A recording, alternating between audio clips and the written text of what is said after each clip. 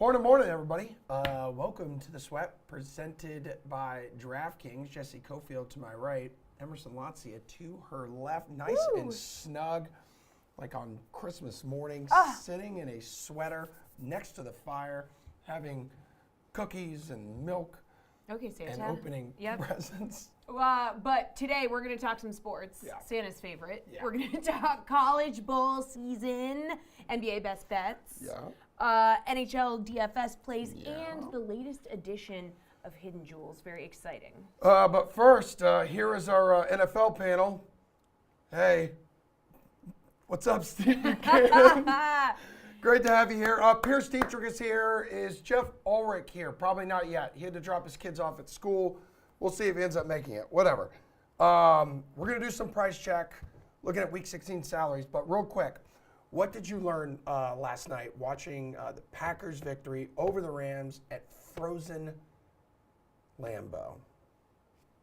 Anything? I mean, did anybody learn anything yesterday? I mean, you got the Packers with what, a 4% chance to make the playoffs at this point. The Rams have been out of it for weeks, months, dare I say. Yeah. Like, there's nothing to learn at this point. I mean, it's a throwaway game at this juncture. Just two teams just trying to abide their time and get through the rest of the year. Maybe let's see some Jordan Love at some point. You know, I know Rodgers was okay last week, but I will say, if there is anything, it's to dispel the rumor that the Rams offensive line only hates Matt Stafford because they clearly hate Baker Mayfield too, because he was under a ton of pressure in that game. It was awful. That whole offensive line has just been a mess the entire year. There's nothing to learn from that game, though. It was a throwaway game. You know, and it's not like the Packers defense is elite either. No, but it doesn't matter. They're not going anywhere. This is all said and done in Week 18. All right, Pierce, I'm happy Steve brought up Jordan Love here because everyone this morning, like I'm watching ESPN, they're all talking about, oh, wow, Green Bay can still make the playoffs. Like they got to win out, then they need a bunch of teams to like lose here and lose there. It's like a puzzle, Yeah, it's ridiculous. When should they consider just sitting Aaron Rodgers and seeing what they have in Jordan Love? Yesterday. Well, if they haven't done it by now, they're not going to do it anytime soon. It's just not going to happen. To defend that point, which I think is pretty ludicrous, they basically scored 30 points last night. They were on the 1 yard line. And so an offense that scores 30 points, why would you mess around with it? The running attack looks pretty good from a DFS perspective. We really can't go here because we don't know who's going to get the touchdowns. So not really relevant in DFS. Rodgers is really just a game manager. I guess you can chase some Watson touchdowns here and there, but that offense really just isn't really relevant or viable. The defense has been okay. It was just another primetime snooze last night. And still, even though the Packers scored nearly 30 points, they didn't look that dynamic. They didn't look that explosive. Just another boring Monday night game. Yeah, not much to argue with there. Jeff Ulrich, huh? No, not really. I mean, in terms of like when they should put in Jordan Love, I mean, it's when they get eliminated from the playoffs. I mean, if it's week 17, if it's I'd really like to see Jordan Love start that last game against the Lions. And it really should be, by that time, Green Bay should be done. I don't think that game's going to matter. It could, I guess, but if it doesn't, I don't know why the Packers would be marching out like a Aaron Rodgers who's pushing 40 and, just potential to get like some kind of long-term injury as well. So I think by the time you get to the last game, the Packers are going to be in a situation where they can comfortably say, okay, Aaron, sit this one out. We don't need you to get to the long-term injury. And then also take a look at Jordan Love, kind of satisfy both sides there. All right, let's move on here and talk about quarterbacks. So a guy $6,000 or higher that you're going to be rostering here, Pierce. You have 9 dudes to choose from. It's Kirk Cousins. I mean, I don't think there's anywhere else to go. This price is great. He's facing a pass defense that's in the bottom third. And I know everyone likes to call the Vikings frauds. Good, great, awesome. But the offense is not fraudulent. The offense is good. Defense, yeah, they're a mess. They are frauds.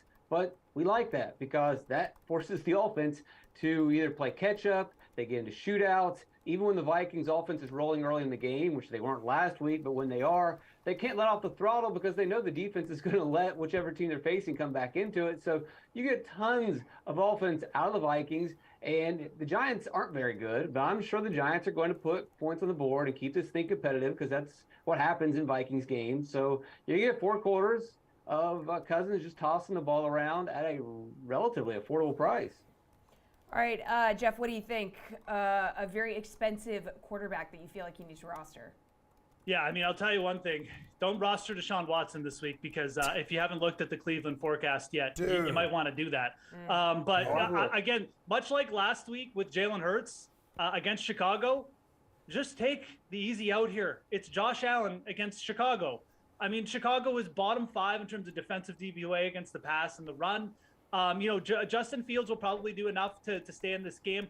I don't think I'd want to use Justin Fields, though, as a contrarian option. You're really asking him to do a lot at 7,500 against this Bills defense to kind of matter. Whereas on the other side, if Fields does score a little bit, that just means more Josh Allen. Just take the easy stuff here. He's going to rack up a ton of rush yards. He's going to complete some long passes and touchdowns to Stephon Diggs, just like Jalen Hurts did with A.J. Brown last week. So, again, it's a lot of money. People are going to be on him, but I think you look to differentiate elsewhere this week. You pay up for Josh Allen. Yeah, Bears have really struggled against running quarterbacks, allowing the most rushing attempts and most rushing touchdowns to the position in this season. Not great, Steve, not great.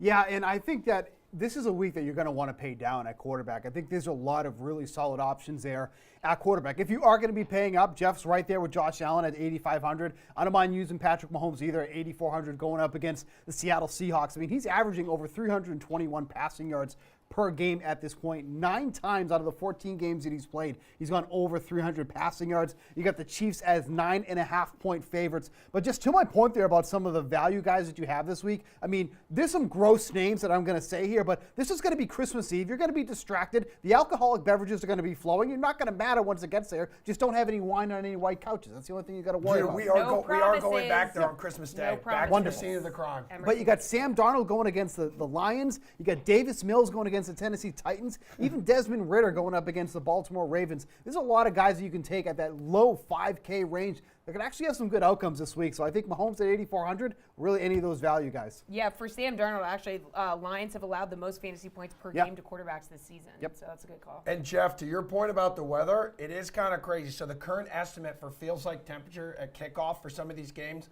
Bills at Bears, -11. Seahawks at Chiefs, -6. Saints at Browns, -9. Texans, Titans, 5. Falcons, Ravens, 7 degrees. Raiders at Steelers, -4. So and somehow all those places, Emerson, are warmer than where I live right now. So well, thank you so much for your service. And on that note, maybe this is a week where you really want to target running backs. And right now, I need you to give us one under $6,000 you like, Jeff. How about going back to Jamal Williams here against the Carolina Panthers defense that just got chewed up by the Pittsburgh Steelers? And really, like, their rush defense has been an issue, kind of. I mean, I've talked about them, that they are getting some pressure, but, we saw them get exposed a little bit last week. And I think the way Detroit is going, it's a great bounce back spot for Jamal Williams. Look, Swift, fine. The usage is up. The passing game is there. What do we know? What are the Lions going to do when they get in the red zone? They're going to hammer Jamal Williams into that line, and he's going to have another shot here to get a couple touchdowns. So it's a contrarian play, but what have we seen from these players in this 5K range last week? Tyler Algier, Jerick McKinnon, these dudes, I mean, this range is coming through for us in DFS. And I think Jamal Williams in a very sneaky bounce back spot here. I think a lot of people are going to gravitate towards Swift. Maybe they both have a big game, but I definitely think Jamal Williams is going to be the lesser owned of the two, and he's in a great matchup to bounce back. All right, Bukes. You know who I'm looking at here? Under $6,000. He's been the hero the past 2 weeks. Jerick McKinnon is $5,900. Now, I wouldn't say that that's a bad play. Yes. But with the Chiefs almost double-digit favorites in this game, are they really going to need the services of McKinnon, who morally is going to be catching out of the backfield? That's what I don't like there. The face you're giving me. I don't mind James Cook going against the Chicago Bears at 4,900. That's one of the worst run defenses in the league. Only got 8 touches in that game last week against Miami, but still went for just about 12 DraftKings fantasy points in that game. He played 34% of the snaps in that game. He's starting to really kind of carve out a pretty decent role right behind Devin Singletary here. And in a game where the Buffalo Bills should be ahead by a good chunk here, this might be a good spot to kind of see what they can get out of Cook against a very porous run defense for the Chicago Bears. So 4,900, it doesn't really need to do much to kind of return value on that salary. So I think Cook at that price point is something to really consider this week. Okay, Pierce, give me a running back you like right now under $6,000, dude. Well, I'm with you. I'm going to take Jerick McKinnon. Yeah. And to Steve's point about the double-digit favorite, well, guess what? Kansas City was a double-digit favorite last week. They were favored by, 16 points, and that didn't seem to allow them or afford them to take off the throttle or ease into that game at any point in time. So, yeah, it is a good matchup, and they could blow out Seattle. But I also think that the way that they blow Seattle out is by using the running backs. Seattle's allowed the second most points to running backs, fourth most points to receiving running backs. And McKinnon over his last 2 games has been absolutely electric, dynamic. He's not quite Tyreek Hill yet, but when you look at Kansas City over the last couple of years, they've had that game changer in Tyreek Hill. That's not MVS. That's not Juju. Those guys are good possession receivers. But what we're seeing from the way that they use McKinnon and his ability to break big plays, I think we're starting to see, basically their ticket to the Super Bowl and how they use him and the way they – and look, Pacheco is still there. But if you look at third down carries, it's been McKinnon all season. You go back to last week, who was getting the goal line carries? It was McKinnon. Who's getting the short yardage carries? It's also McKinnon. So this is going to be the guy to look at moving forward. Steve, I got to say, man, I got to side with Pierce on this one. Yeah, absolutely. Sorry. I do too. All right, sorry. All right. Sorry, Hey, Sorry, he doesn't hate McKinnon. He said that. He does not hate McKinnon. Yeah. Yeah. Okay, Pierce, at wide receiver, let's continue the trend of dipping our toes into the bargain bin. Give us a guy who's under 5K that you're going to be rostering. And, dude, how about a Seattle guy here? Marquise Goodwin, 4,300, facing the Chiefs' poorest defense. Tyler Lockett has that finger injury. What do we think? I'll take a guy who faced the Chiefs last week and Chris Moore under that $5,000 price tag. Yeah, it's risky, but all these guys under $5,000 are going to be risky. You don't want to play anyone from Houston, but who else does Houston have at this point? Cooks is sitting out. Nico Collins is injured. Dameon Pierce is done for the season. Last week wasn't his best performance. He caught 4, though, of his 9 targets. The week before that, though, caught 10 of 11 targets. And he's facing a Tennessee funnel defense that's great against the run, but you can pass against them. They're the worst in the league. So the volume is going to be there. We are seeing a lot of fight out of this Houston team. At a cheap price, I think Chris Moore can work. All right, what do we think here? Steve, some value at the wide receiver position. Yeah, just going back to talking, I don't mind Desmond Ridder this week against the Ravens. His number 1 receiver and Drake London at 4,800 in that matchup there. Saw 11 targets with Ridder last week, made 7 catches for 70 yards and 13 DraftKings fantasy points in that game. The Ravens have been very generous to opposing wide receivers, over 178 receiving yards per game and an average of 37 DraftKings fantasy points to that position. The move to Ridder is going to do hopefully wonders for Drake London, who really has been suppressed in that offense because his quarterback was Marcus Mariota. That is no longer the case. He should be getting some more shots downfield, just some more targets overall, and what an offense that was wanting to run so much, but that could change here with Ridder at 4,800 against a very generous secondary. I think London's in a good spot here to put up some points. All right, Jeff, what do you think? Like Richie James Jr. here, I'm looking at him. He's super cheap, 3,900. Going up against the Vikings, they got the 31st ranked pass defense, and he scored 3 times in his last 5 outings. I don't even need to do anything. The super freak Oh! was right there for Pierce. It was right there. It was right there for Pierce. Richie James Jr. He's going up against the Vikings. What did Emerson just talk about? Every single game this week has you're going to die if you're outside for more than 5 minutes. It's not conducive to offense. Where are the Giants playing the Vikings in the warm confines of that big glassy dome in Minnesota against the worst secondary in the league? Yeah, Richie James Jr. playing almost every snap from the slot. Again, I mean, the Vikings offense are going to put pressure on Daniel Jones here. You got to love Daniel Jones. I'm sure he'll be a popular pick, but you can pair him with a cheap wide receiver here in Richie James Jr., who, in a catch-up situation, 2 games ago, saw 9 targets. I love the spot for him, quite frankly. You could probably even look to double stack with Darius Slayton, who's over 5K, but Richie James Jr. is the true value down there. You got to target this matchup. And again, weather is a factor here. There's not many good weather games to choose from. This Giants-Vikings game really does have shootout kind of written all over it. I know the Giants games have been kind of boring, but yeah, I love what Richie James Jr. has been doing, mainly just the way the Giants have been using him. And I think it's a spot where you're going to see him pop up with a higher volume of targets this week for sure. Yeah, Darius Slayton is 5,200, and over the last 4 games, he has seen 24 targets, and Richie James Jr. has seen 23. So it's just hashtag math. I mean, it's just what it boils simple down. math. Simple maths. Love it. Simple math. Looking at the clock, we are out of time. So apologies to the tight ends. Unbelievable. It's the worst position in fantasy football. Whatever. Good luck with that. Thank you so much, Steve, Jeff, and Pierce.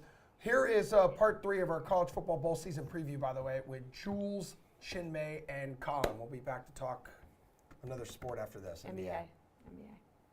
All right, let's wrap up our bowl preview series here, looking at the New Year's Eve and January 2nd game. So we'll start with the Sugar Bowl. That sounds sweet. Alabama just a 3-point favorite against K-State.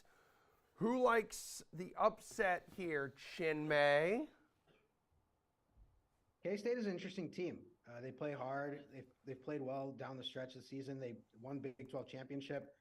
But I think Alabama gets this one done. Alabama just has too much talent, regardless of who opts in. These are 5 stars coming in every single game, regardless of what lineup they put out there. And some of these guys are going to want to prove that they belong here at Alabama. And that's going to be the big factor for me in this one. I'll take the Crimson Tide in this, even though I think K-State is a very good team, had a really good season, just a tough matchup for them. I mean, Colin, 10 Alabama players, right? I think at this point, time of the recording, have chosen to enter the transfer. Is it only 10? Is it? Colin could probably give us a number. I mean, Colin, you tell me. I thought it was around 10. I thought it was around 10 that have entered the transfer portal or have opted out, but none of them are Bryce Young. Correct, and that's exactly why I'm on this. So that's why I'm going to be on Bama as well. It is. I have 10 in the portal right now, including JoJo Earl. So there are some significant misses for Alabama. But as someone who completely overvalued this Alabama team before the season started, I believe I actually said before this year that Alabama's second string could play in the college football playoff. Was wrong about that, by the way, but they're still really super talented and deep. All of those recruiting classes in the last 2-3 years, those guys are going to get a shot in this bowl game, especially with the opt-outs and the transfers and everything. There's the talent gap here is significant. Look, Kansas State's played great. They're a tremendous story. I really like Will Howard. I think Will Howard, they sort of fell into having the better quarterback than Adrian Martinez this season. But the talent gap here is just too big. We have seen Nick Saban blow too many bowl games like this, especially in New Orleans, by the way. But he's not going to blow this one. They need this game. They need to show some positive momentum, especially in the recruiting area for the secondary window when it opens up in February. Yeah, give me Bama. But Jules, also on the other side of this, Deuce Vaughn, man. I mean, this could easily be one of the best games of the bowl season, right? Nobody loves when the tide rolls like I love when the tide rolls. Yeah. K-State money line for me. Kansas State's going to win this game. Yeah! Hell yeah, brother! Nick Saban doesn't need this game. Nick Saban, when he's out of the college football playoff, says how, well, look at what the spread would have been if we played these teams that we're in. We would have been favored against him. Mm-hmm. You can just take this game and shrug it off. You're going to be playing with your backups. We didn't have our guys. That's why we lost to Kansas State in the Sugar Bowl, and they're going to bounce back just fine.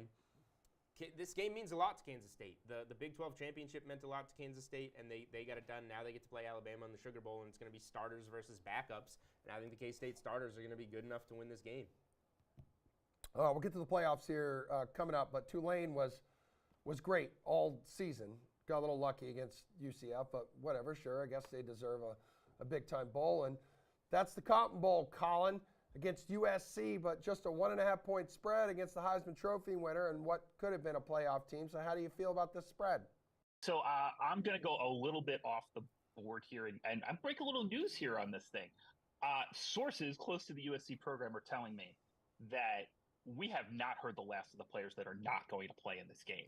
There are going to be several more transfer portals, opt-outs, injuries, especially on the offense for USC. I think some of those will be on the offensive line, and I think because of that, they're going to protect the Heisman Trophy winner in Caleb Williams, and he's not going to play. This Tulane defense is legit. They have holes, especially in pass coverage. If you can get them in one-on-one down the sideline. But is Jordan Addison going to play in this game? I don't think so. Why would he risk an NFL career and possibly get hurt when he's going to be a first-round pick? I don't think he's going to go either. So they're not even going to be able to take advantage of the thing that Tulane defensively can struggle with a little bit. And by the way, Tulane, for the most part, except for McDougal, the wide receiver, they got a full deck. They're going to play with everybody. This is the game of their life. This is the game. If you go to Tulane and you get told as a freshman that by your senior year, you're going to get to play in the Cotton Bowl against USC in a New Year's Six game, you're beyond thrilled. So about motivation, about everything, this number opened like 6.5. It's down to 1.5. It might even close with Tulane as the favorite. Like, I really think Tulane's going to win this game, and I think they win it going away just because of rosters. Joel, some say the transfer portal is ruining college football, maybe, but it's definitely ruining this show. Well, it's making it fun if you're betting on the games because you can project a lot of things, and we're projecting that USC is not going to have its offense on the field. So we're looking at backups across for USC there. And it doesn't matter. I don't care who plays on defense for USC. We've seen what the USC defense is. They can't even tackle. And like Colin said, if there's a game you're going to get up for if you're Tulane, this is the game, regardless of well, USC doesn't have names on the back of the jerseys, which helps because they're just going to have USC jerseys on, and you want to beat USC in the Cotton Bowl in a New Year's Six bowl. So yeah, Tulane's going to be up for this game. USC is going to be down. This is Tulane outright. All right, with so many question marks right now, at the time of this recording here, Chinmay, what's a bet that you like in this one? Yeah, I like Tulane as the money line dog. I mean, I think there's just going to be too many opt-outs on the USC side. And USC's defense, I don't know what it is with this unit. They just can't seem to play a complete game the whole season against any opponent. Just hasn't happened. And even if Caleb Williams was playing, I might be considering Tulane because that unit has just given up big play after big play. They can't defend the pass. They commit too many penalties, and they just fold at the end of games. So give me Tulane in this one. I think USC is going to really sit this one out, as Colin mentioned, and as Julian alluded to. They're just not going to have players. So give me the dogs here. Jules, you've been a big. Can I defend? Yeah, go ahead. Can I defend the USA defense for 1 second? I think that what they did actually this year was really smart, and I don't think they get enough credit for it. They knew they didn't have players on defense. So what did they do? They went high variance, which is we're going to try and turn you over. USC's forcing 2 turnovers a game, but they're also giving up 500 and 600 yards. So they just sort of went, all right, well, we can't stop anything. Let's just swipe at the ball. Let's go for picks. And yeah, we're going to give it big plays, but we got one of the top 3 offenses in the country behind it when we get the ball back. So I think they did it on purpose. I think next year, I love this USC team to win the national championship next year. They're going to be loaded. They're going to kill the portal. They're going to do a great job. They're going to fix this defense. This was on purpose this year. I think it was really smart. But yeah, they just don't have horses. They're bad. A 5-game NBA slate It's a coming your handful. way this evening. Lots to talk about here, right? So Yeah. let's bring in DK's Nick Fryer. He's here in the studio. He is. We have Gary and Thorne, and we also have RotoWire's Nick Whalen. So we're going to head to the sports book for this, all right? Want your best plays for the 5-game slate. So let's start with points here. Nick, which matchup is hitting the over on the point total tonight? We're talking Nick Fryer. Okay, just because we're talking about the over here, I'm going to go with Warriors Knicks. Can you not Like, be are like you a okay? I 5-year-old said for Nick, 5 like- seconds? Yeah, but there's Nick Whalen too, and I didn't want Nick Well, to I was get confused. pointing at Nick. Well, I don't know if Nick All Whalen right. can see that. He can see her. All right, Fryer. This is your first time doing the Yeah, show? come on. Anyways, I'm going with the over for Warriors Knicks. I know the Knicks have seen the under hit in 8 of their last 9 games, but the Warriors, no one's seen the over hit more frequently than them. They're one of the top teams in terms of pace. And you look at the last couple games too. I know no Steph Curry right now. Last 2 games still the over has hit for the Warriors. It's actually hit in their last 4 games. But you look at those last 2 games specifically, those are teams that the Warriors are facing that don't see the over hit all that often, like right around 50% of the time. So I still feel comfortable with the over hitting at this low number, 221 against the Knicks. All right, Gary, and which total are you looking at to go over? Yeah, I'm going to say that Wizards-Suns game. These are just 2 teams that cannot defend. Both teams so far in December are giving up more than 116 points per 100 possessions to their opponents.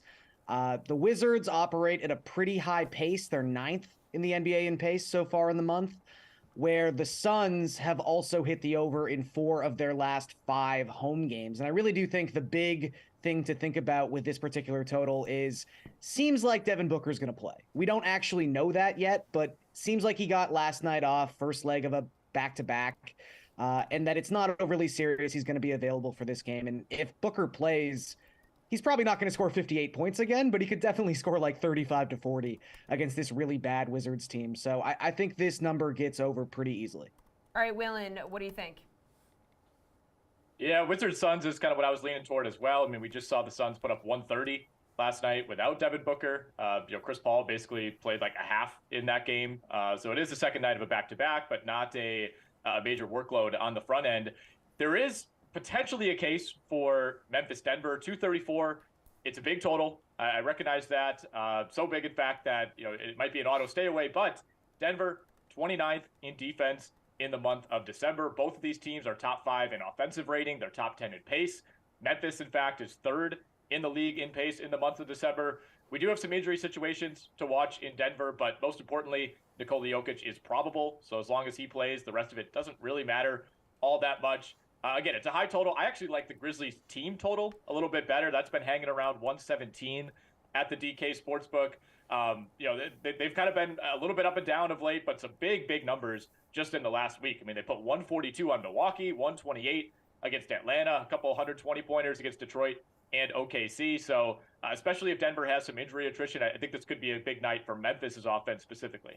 Gare Bear, which team is covering the spread tonight? Biggest one on the board, Suns, Wizards. Smallest one, shortest one, Nuggets, Grizzlies. Yeah, I'll probably just go back to the Suns-Wizards game and say the Suns are going to cover this number. I mean, the Wizards really haven't given you any reason at all for optimism or hope that they are a competent team. They have yet to win a game in December. It's a tough look. They're 0-9. They are, let me see, if I want to get this one right, 2-12-3 ATS in their past 17 games overall. That's a bad look. Again, the Suns should be getting Devin Booker back tonight. Even if they don't, like Nick was alluding to, I think their offense is good enough to take advantage of this matchup, even without him, and win this game pretty handily. So I'll lay the 7 with the Suns. All right, Waylon, what say you? I'm on Phoenix as well, and that number is just ticked up to 7.5. So apparently the DK Sportsbook odds makers are listening to Gary in here. I still like it at that number. I think the Suns could keep it rolling. I mean, Washington's lost 10 in a row straight up. They are what we call down bad right now. And again, this is a back-to-back for Phoenix. You have to factor that in. But it was an easy win over LA last night. That game was never in doubt. CP3 played 24 minutes. Like I said, DeAndre Ayton played 26 minutes. So you're not necessarily worried about that second night hangover. It's only the fourth back-to-back of the entire year for the Suns. Actually, the third back-to-back, excuse me. They're 2-1 straight up on the second night of back-to-backs. Pretty easy schedule thus far. They're 3-1 ATS are the Suns with a rest disadvantage. So these situations really have not hurt them this year. And like Gary had said, I think there's a decent chance that Devin Booker comes back for this game. So we got two teams going in completely different directions. And if Booker's back, feel very comfortable taking the Suns with that 7.5. I mean, even on the second leg of a back-to-back here, Nick, like a healthy Suns team should just run the Wizards out of the gym. Is this a clean sweep? This the one you're going to target the spread? I didn't know this was supposed to be a Phoenix Suns fan club. Oh, it meeting. is. Yes, Okay. I feel like Karavis should be here right now to talk about it. You guys are trying to make people money, so if this this is true. is Yes. legit the best one, then talk about it. I will admit that I was looking at the Suns game. I know it's only a small slate, obviously, but I was considering the Suns game when we were talking about the point total. I was considering it here, but I'm actually going to go with the Bulls instead here as my favorite cover. Cool. Look, the Bulls are not great against the spread. I understand that. But when you look at them as road dogs, they're actually better in that scenario than pretty much any other scenario. And obviously, they're in that position tonight. More importantly, though, the Heat, 3-11-1 against the spread at home. And I think all but one of those games, they were favored. Again, in this scenario, not great. And after a win to Miami, 3-10-2 against the spread. All right, let's move on to player props here. Waylon, which prop are you looking at tonight? Well, I know it's going to be super popular. Everybody's going to want to hit Jalen Duren's assist prop, but it's sitting at 0.5. And this is a guy who very quietly, if you're not really following the Detroit Pistons or you're not locked in on fantasy basketball, you might not have heard a whole lot about Jalen Duren since early in the season, but he's gone over this number in 4 straight games. He's starting to play a ton of minutes of late. Really, since the Cade Cunningham announcement, it feels like Detroit has officially turned over the rotation to more of a youth-oriented look. So Duren has started 5 straight games. He's expected to continue starting tonight. He's averaging about 30 minutes per game. Obviously, as a rookie big man, he's not a high assist player, but just by virtue of being out there playing 30 to 35 minutes, you're going to luck your way into at least 1 assist. This is not a Hassan Whiteside situation. So kind of a sneaky prop to keep an eye on there. And staying in that Detroit-Utah game, Bojan Bogdanovic, over 2.5 made threes. You can get that at plus money, plus 110 at the DK Sportsbook. Got the revenge game narrative going for Bogdanovic. He's gone over that number in 5 of the last 9. He's pretty easily Detroit's best offensive player at this point. All right, Fryer, which player prop are you on tonight? Sorry, Emerson just doesn't know how to behave. I know. Ignore him. I'm trying. Player prop. Julius Randle, over 24.5 points. Look, I was trying to find a points plus rebound, not on the books right now. Keep tabs on what his double-double looks like too in terms of the juice there too, because he has been racking those up recently. He's only gone over this number 12 times in 30 games, but he's hit the over on his points prop in 16 of those 30 games. And when I was looking at the Warriors too, they're one of the 10 worst teams against point forwards, power forwards, and centers in terms of points per game allowed. Okay. Wow. All right, Garion, player prop, where are you going? Well, I love an ugly sweat, a sweat that no one will enjoy. So let's go Draymond Green over half a three-pointer in tonight's game against the Knicks. Oh, wow. Look, we've only got one game of sample here, so I'm not going to overreact too much. But in the one game since Steph Curry's injury that Draymond has been available, took 6 3-pointers. That was a season high. Happened to hit 3 of them. I don't think that's sustainable, but if he takes more than 5 threes tonight, you have to assume he's going to hit 1. I know I can't shake it either. The man shoots like he's wearing a backpack, but I think he can hit over 1 3 tonight, considering the volume he's probably going to have. Care Bear, bring us home with this. Just your favorite bet overall on the DK Sportsbook tonight around the association. Again, a 5-game slate to choose from. I think I just have to go back to that Suns money line, or excuse me, the Suns -7 on the spread. Okay. I think, or 7.5 we're actually at this point, but I'm fine with that. I just think the Wizards are in a free fall right now. And like I said, there's nothing that they've done that can make me trust them. Phoenix seems to be coming out of their own nosedive. Definitely would help if Booker plays, which I think he does. Waylon, what's your best bet, dude? Yeah, I like the Suns for sure. Grizzlies money line is appealing to me as well. Might do a little bit of a sprinkle there. And Fryer mentioned Julius Randle. I'm okay with taking the points prop. I mean, I'm also looking at over 38.5 points, rebounds, assists for Julius Randle. You could tack on. He's currently -105 to record a double-double in that game against Golden State. He's had pretty easy double-doubles in 3 straight games. So I think that's a prop to look into tonight as well. You're nodding your head in agreement. Is that yours? Well, I just appreciate the Randall support in this one, that's all. But no, my favorite one is actually, if you're looking for an underdog to pull off an upset tonight, the Pistons +120 right now. Just to keep it simple, looking at the market movement on this one, 30% of the bets, last I checked, but 44% of the handle. So I do like the Pistons to pull off the upset against the Jazz tonight. All right, good stuff. That is going to do it for our basketball segment. Thank you very much to our NBA panel. Coming up next, we do have an 8-game slate in the NHL, so we're going to break that down, get our best DFS plays in that one. The Sweat will be right back. Okay.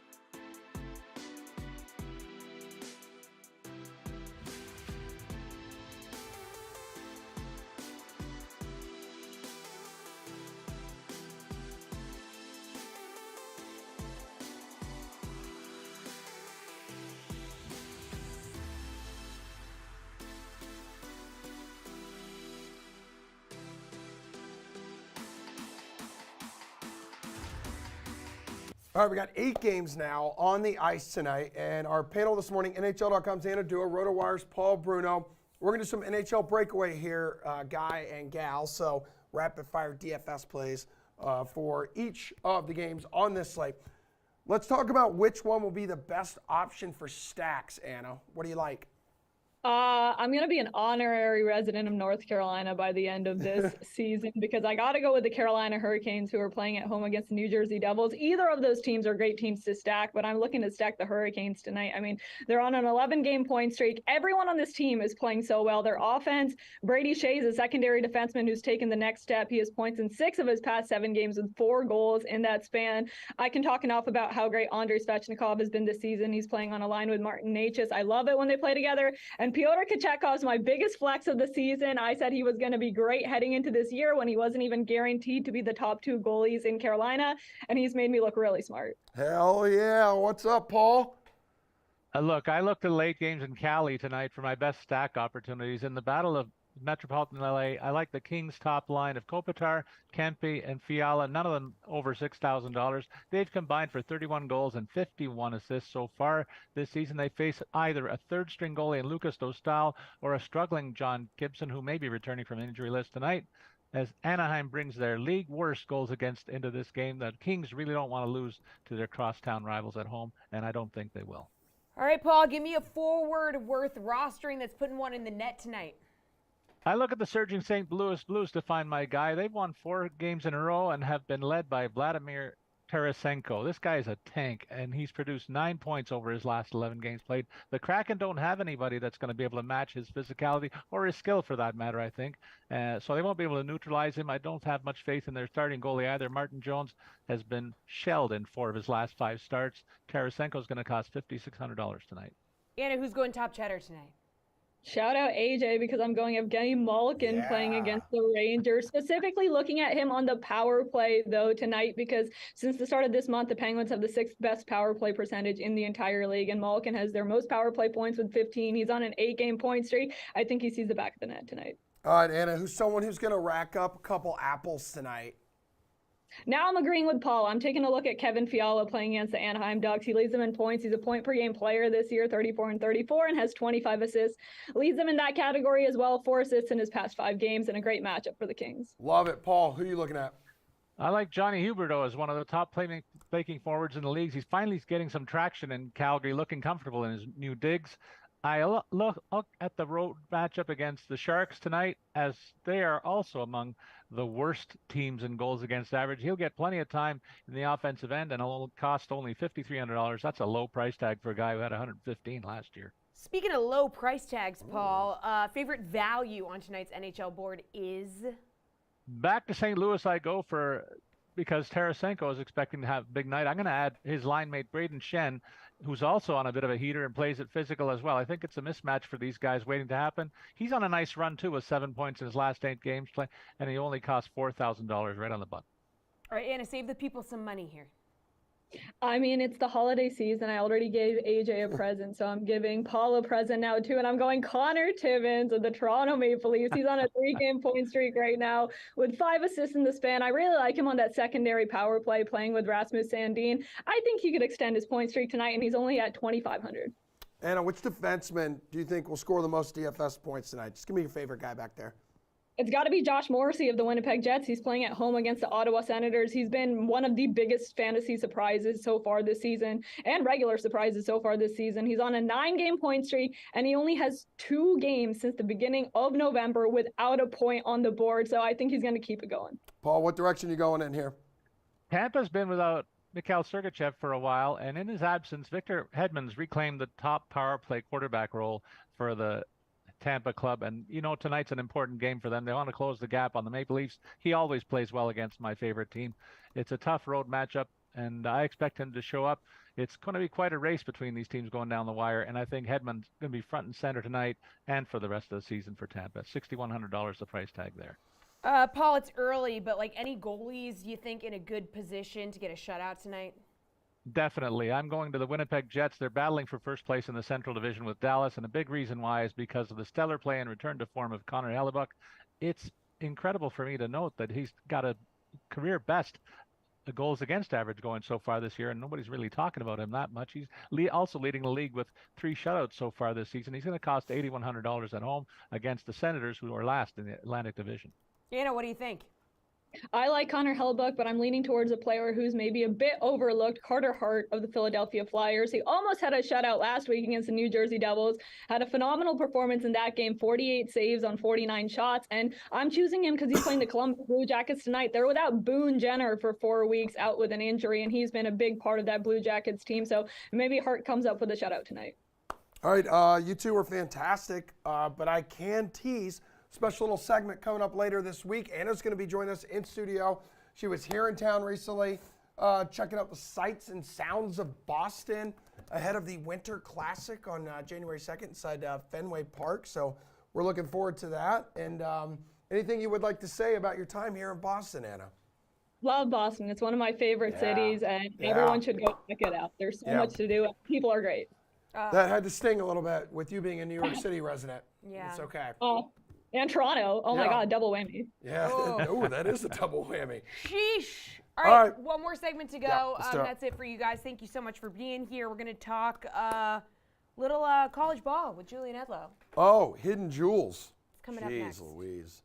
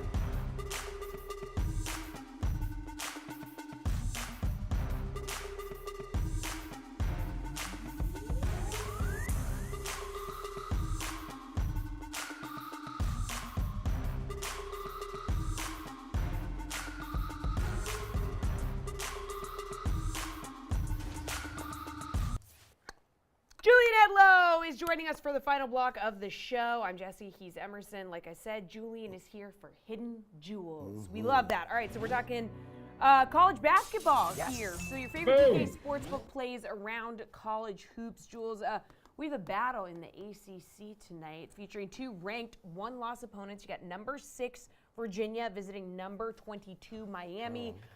Like, what's your play in this one, man? Yeah, this one opened up 2 last night, and last I looked, it's moved to Virginia -4. So I'm probably going to have to stay away now. I did play it at -2 for UVA on the road. And if it comes back, maybe you can consider it. But if you just look at this one, like Virginia has a really tough road test at Michigan. It won that game by 2, wound up not covering, but it had a couple missed free throws to get the cover. And they've just played other good teams throughout the season. Outside of that one, they played neutral site, Illinois, Baylor. These are really tough games. So Miami, while it has the record and it has the ranking, and I think they're a pretty good team. Like, you know, they have Wong, they have good guard play, which can compete with Virginia. They haven't really played anyone. You look, they've been double-digit favorites 3 of their last 4 games. They snuck by Rutgers at home in a good game where I actually backed Miami, but they've only been underdogs once, and that was against Maryland. They were a 1-point underdog, and they lost by 18. So I just don't think they've seen anything like Virginia this season. And I would lean UVA, but I probably want to get a little bit better number back to where it opened. Let's go to the Jumpman Invitational here. The Sooners squaring off against the Gators. Where do you lean in this one here, dude? I believe the Sooners haven't been super hot at covering spreads, but have covered 3 of their last 4, right, on neutral ground? Neither team really. Both teams are 5-6 against the spread this season. Oklahoma 8-3 straight up. Florida 7-4. Florida's lost 2 games on its home court. So I don't like going against many home teams in college basketball. For some reason tonight, I'm liking a lot of road teams, and this is one of them. I'm not afraid. Florida's 4-2 at home. I'm not afraid to go against them. Now, one of them was a beat down to UConn, who very well might be the best team in the country, probably because they stole URI's head coach, is why they're having all that success. Salty. But the other one, they lost to FAU at home, so they're very beatable. Oklahoma, only 1 true road test. They lost by, I think, 4 at a not very good Villanova team. Villanova's gotten a lot better recently. But if I'm getting 4 points here with 3 or 4 points here with Oklahoma, I would have to take the dog. I can't lay any points with Florida right now. All right, let's head over to the Big East, where number 24 Marquette takes a trip to Rhode Island to face off against a Providence College squad that's perfect at home so far this season. Who do you like in this spot, Jules? Perfect against a bunch of nobodies. Again, I like the spot for the road team here. Providence just hasn't played anybody. They did win as an underdog in their last game against Seton Hall. I don't think very highly of Seton Hall. Before that, 20-point favorites, Albany, 20-point favorites again. As an underdog, I know I just said they beat Seton Hall, but in general, as an underdog, this Providence team this season is 1-3. You look at some of these other games, +6 against TCU, they lost by 13. 2.5-point dog against St. Louis, they lose and fail to cover. 2.5-point dog against Miami, they lost that game by double digits. You go to the Marquette side, Marquette's been really good. They just beat Creighton at home. They blew out Notre Dame as only a 1.5-point favorite. They did lose at home to Wisconsin. That was kind of their slip up, but they went on the road and played Purdue as tough as anyone. Only lost that game by 5. So Marquette is a perfect 2-0 against the spread on the road this season. You can get them plus a point. That's my favorite play here against a Providence team that has to prove something to me first. So a good schedule of games tonight. A few other ACC matchups here on the board. We got Wake and Duke, and then there's also Pitt and 'Cuse. You got any plays from either one of these games? Yeah, if I play anything from this, it'll be Pitt plus the points. I think 3.5, 4 in that neighborhood. Again, Syracuse just hasn't proven it to me. They've lost a home game to Bryant. They lost another terrible home game earlier in the season. Their last game, they did cover the 8.5 against Cornell, but they were down 11 in that game. There you see Pitt plus 4. They were down 11 to Cornell in that game and wound up coming back with a big second half. They've just played a lot of bad teams, and while they've blown some of them out, they've also lost to some of them, whereas Pitt has been pretty good. You look at them as an underdog. They did lose by 1 to Vandy the last time they were a dog, but they covered the 3.5 on the road there. +10 against NC State. Won that game outright by 8. +7 against Northwestern. They won that game by almost 30 points. They've been really good as an underdog this year. They pushed as their last time as a dog before that against VCU. So you take Pitt as a dog on the season. They're 2-4 outright, but really good ATS. And you take them on the road, 3-0 against the spread on the road. So I will take the points here with Pitt against Syracuse. Okay. All right, any look-ahead spots maybe that you're eyeing like later this week/weekend here? Yeah, college basketball does slow down for the Christmas weekend, so there's not a ton of spots this week, but the two that I do have circled, Wednesday night, Utah is coming off a bad loss at BYU over the weekend. Now they're going to be home where they've been really good against TCU, so I'm looking at Utah tomorrow night. We'll see what that number is. And then on Thursday night, Creighton has completely collapsed. They've lost 6 in a row now, I think. They're finally going to be getting a little bit healthier and getting back home to host Butler on Thursday night. I think that could be a get-right spot for Creighton. I expect some improvement from them. All right, Jules, your job here is done, man. You look good in that. right. You look good in that quarter zip, bro.